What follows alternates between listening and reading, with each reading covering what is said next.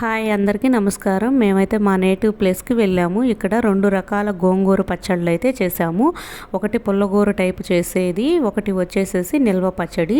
First పుల్లగూర type చేసే పచ్చడి ఎలా చేయాలో చూద్దాము. ఫస్ట్ గోంగూర, ఒక ఆనియన్, సరిపడినన్ని పచ్చిమిరపకాయలు వేసి కొంచెం వాటర్ వేసి ఉడకబెట్టేసేసి సట్టిలో వేసి రుద్ది పక్కన పెట్టుకోవాలి. ఆ విధంగా తర్వాత వచ్చి పోపు పెట్టుకొని ఈ పోపు వెత్తి దానిలో వేసేయడమే అనమాట.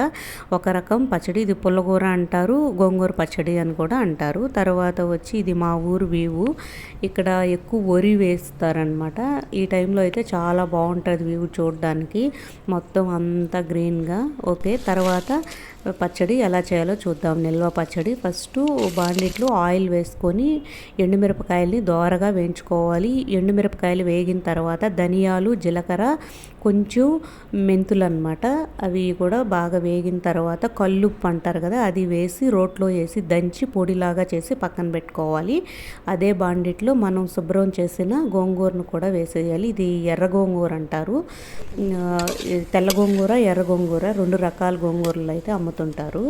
ఇది లేతగా బాగుండింది, అందువల్ల మళ్ళీ మనం రోట్లో వేసి దంచన అవసరం లేదు. పొడి దంచాం కదా, ఆ పొడిని దీంట్లో కలిపేసేసేయడమే అనమాట.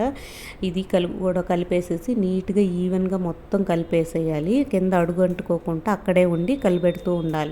అంతే అన్నమాట. ఈ విధంగా ఆయిల్ సపరేట్ అయ్యే వరకు ఈ విధంగా కలిపెడుతూ ఉండాలి.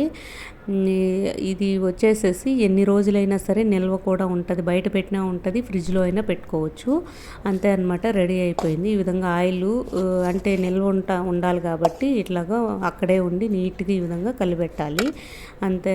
ఈ విధంగా ఒక రకం పచ్చడి చేస్తాము. ఇంకొకటి వచ్చేసేసి పుల్లగూర. ఇది 3-4 డేస్ మాత్రమే నిల్వ ఉంటుంది.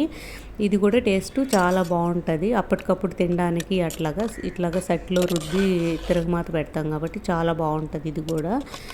ఇంతే అన్నమాట. 2 రకాల పచ్చళ్ళు అయితే చేసాము. ఇవి 2 కూడా టేస్ట్ చాలా బాగుంటాయి. Okay, thank you.